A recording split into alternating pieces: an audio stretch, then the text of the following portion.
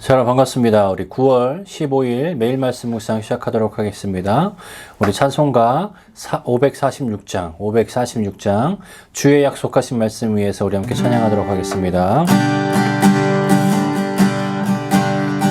주님 약속하신 말씀 위에서 영원토록 주를 찬송하리라. 소리 높여 주께 영광 돌리며 약속 믿고 굳게 서리라.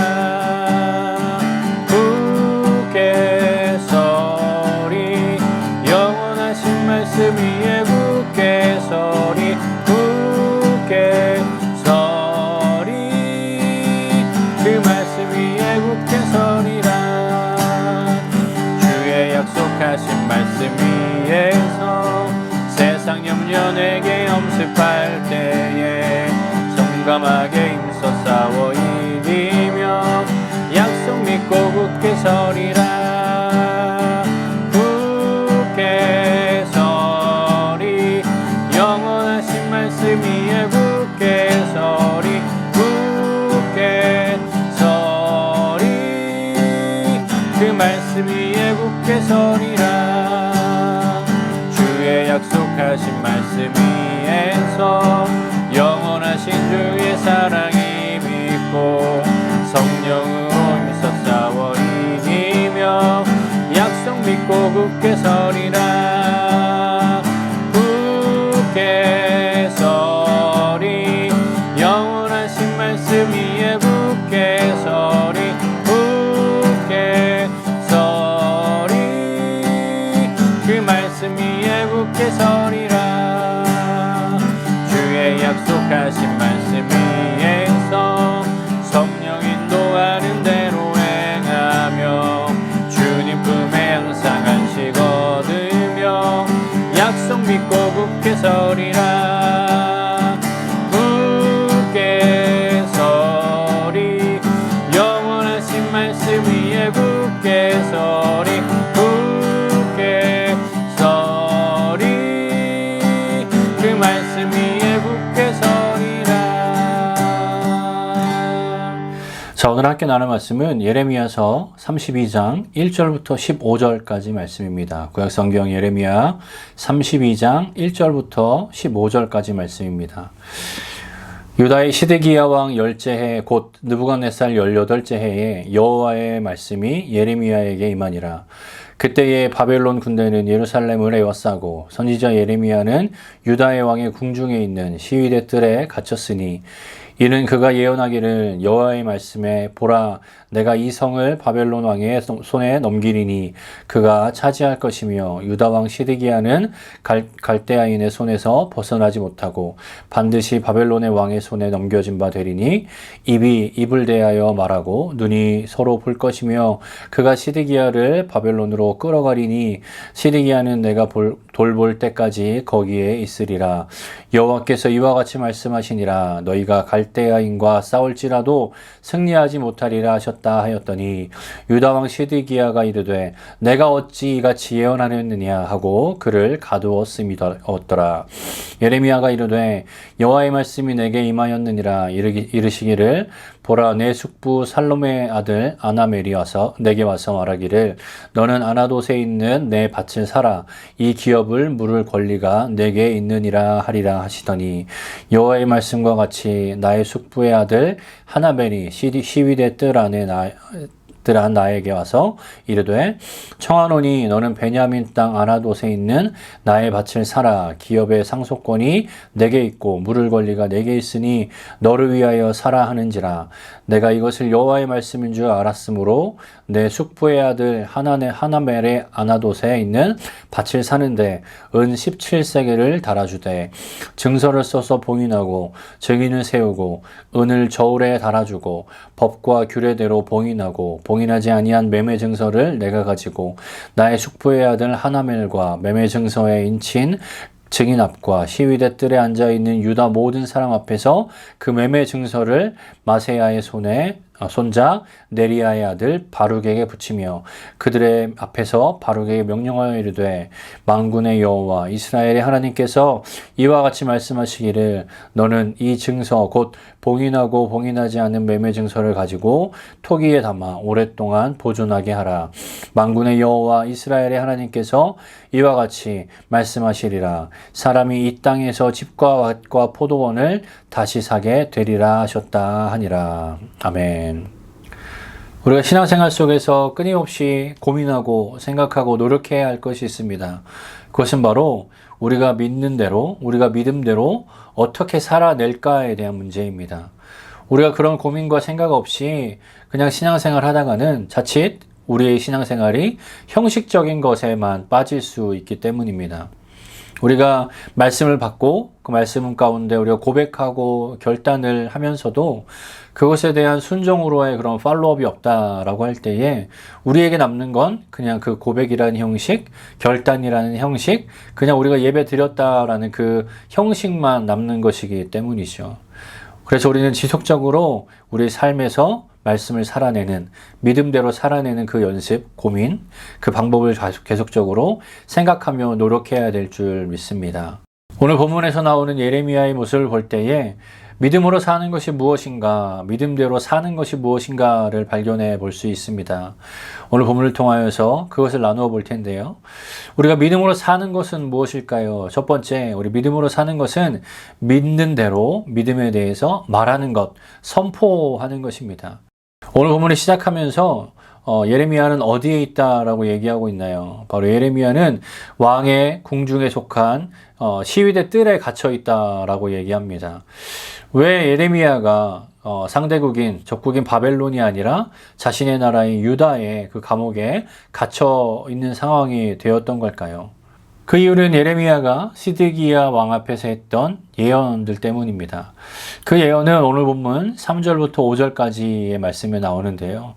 그 내용은 간단히 말해서 시드기야 왕이 바벨론 왕을 이기지 못한다는 겁니다. 시드기야 왕은 바벨론 왕 앞에 잡혀가 결국 신문당하게 될 것이다라는 겁니다. 결코 승리할 수 없다라는, 패배할 것이다라는 그런 내용입니다. 그런 내용을 계속 예언하는 그 예레미야에게 시드기야 왕은 너는 도대체 왜 그런 예언을 계속적으로 하느냐라고 화를 내며 또 그런 예언을 더 이상 백성들이 듣지 못하도록 예레미야를 가둬 놓은 것입니다. 실제로 왕뿐만 아니라 일반 백성들도 그런 예언을 계속적으로 하고 있는 예레미야를 싫어했습니다. 미워했습니다. 심지어 그의 고향 사람들은 그런 예레미야를 죽이려고까지 했습니다. 그렇지만 예레미야는 하나님의 말씀을 선포하는 것을, 자신의 믿음대로 말씀을 말하는 것을 결코 주저하거나 망설이지 않았습니다. 멈추지 않았습니다. 계속적으로 왕 앞에서 하나님께서 주신 말씀대로 그의 믿음대로 말하고 선포하였습니다. 여러분, 바로 이것이 우리가 믿음대로 사는 삶의 모습일 것입니다. 우리가 믿는 그 내용대로, 우리가 알고 있는 하나님 말씀대로 하나님께서 우리에게 주신 그 마음대로 세상 가운데 선포하고 말할 수 있는 것, 무엇이 옳고 무엇이 그른지에 대해서 얘기할 수 있는 것, 세상의 위협과 세상의 그 어떤 것으로도 타협하거나 그것을 두려워하지 않고 담대하게 하나님의 말씀을 선포하며 그것을 말할 수 있는 것, 그것이 바로 우리가 믿음대로 사는 사람의 삶의 모습이라 하겠습니다.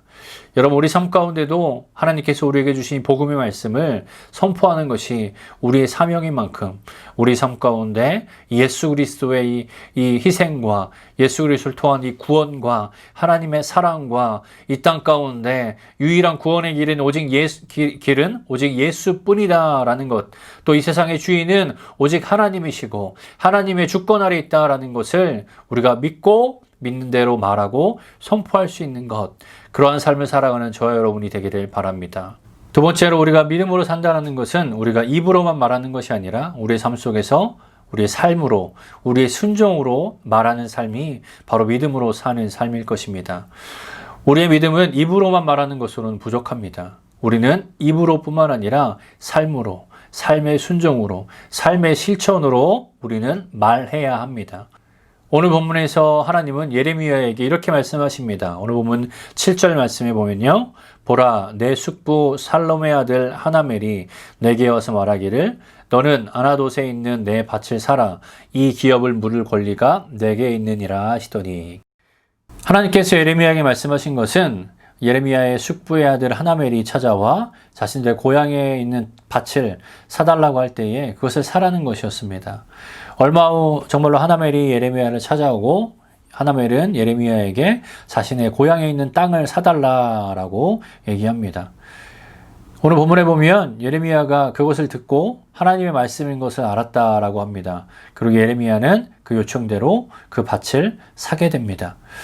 그냥 밭을 사는 것이라면 그것에 대해 무슨 믿음이 필요하겠습니까? 그런데 그 당시 예레미야가 밭을 산 그 시대를 알면 그것이 왜 믿음인 것을 알 수가 있는데요. 오늘 본문을 시작하면서 그 오늘 본문의 배경이 되는 그 시대에 대해서 얘기하고 있는데요. 오늘 1절에 보면 뭐라고 나옵니까? 그 당시는 시드기야 왕이 다스린 지 10년째, 그리고 느부갓네살 왕이 다스린 지 18년이 되는 해이다라고 설명하고 있습니다. 여러분, 남유다가 말명한 586년은요, 바로 시드기야 왕이 다스린 지 11년째 되는 해였습니다. 그 말은 무엇입니까? 오늘 본문에서 예레미야가 밭을 산 그때는 바로 임박한 멸망이 눈앞에 있는 때였다라는 겁니다. 곧 멸망할 나라의 땅을 예레미야는 돈을 주고 산 것입니다. 17세겔을 주고 그 밭을 샀다라고 하는데요. 17세겔이라는 돈은 바로 일반 노동자가 1년 반을 일해야 받을 수 있는 돈이었다라고 합니다. 정말로 큰 돈이죠. 근데 그 큰 돈을 들여서 곧 멸망할 나라의 땅을 산다라는 것은 상식적으로 맞지 않습니다. 그런데 예레미야는 그것을 하나님의 말씀에 순종하여서 그것을 사게 됩니다. 그렇다면 예레미야는 그것이 하나님의 말씀이기 때문에 그것이 손해인 것을 알면서도 그냥 울며 겨자 먹기로 눈 감고 그것을 산 것일까요? 그것은 또 아닙니다. 왜냐하면 바로 예레미야가 그동안 했던 예언을 기반으로 생각해 볼 수가 있습니다. 예레미야가 남유다의 멸망에 대해서 예언할 때에 그냥 그 심판에 대해서만 예언한 것이 아니라 예레미야는 70년 후에 그 나라가 하나님께서 그 나라를 다시 회복시킬 것이다 라는 것도 동시에 예언하였습니다. 그 말은 무엇이냐? 예레미야는 그 땅이 멸망할 것과 그 땅이 70년 후에 다시 회복될 것도 알고 믿고 있었다라는 겁니다. 그렇기 때문에 이 땅은 곧 멸망할 것이기에 사면 안 되는 땅이 아니라 이 땅이 곧 다시 하나님께서 회복시킬 것을 알기에 자신의 믿는 믿음대로 그것을 살 수 있었던, 행할 수 있었던 바로 그 근거가 되는 것이죠. 여러분, 만약에 예레미야가 회복을 알면서도 회복을 믿는다라고 얘기하면서도 그 땅이 곧 멸망할 땅이기에 사는 것을 주저했다라면, 아니면 사지 못했더라면 그는 그의 믿음은 그냥 형식적인 틀에만 있는 것이지 삶으로 나타내는, 실제로 나타나는 그런 것은 아니다라고 할 수가 있겠죠. 그렇지만 예레미야는 그러지 않았습니다. 자신이 믿는 그대로 하나님께서 말씀하신 그 말씀 그대로 믿고 삶에서 실천함으로 그 삶을 살아내므로 믿음이 삶으로 나타나도록 한 것입니다.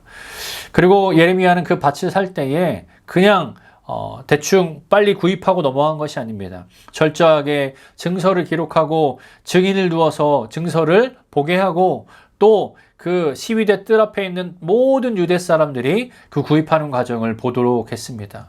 그것은 무엇일까요? 바로 예레미야가 그의 믿음대로 사는 그 삶을 바로 모든 사람에게 보인 것이죠.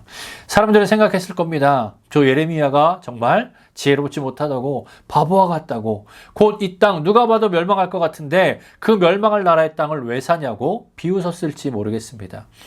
근데 그 당장은 비웃었을지 모르겠지만 나중에 회복되게 때가 되었을 때에 그것이 예레미야의 정말 믿음이었다라는 걸 알 수가 있겠죠.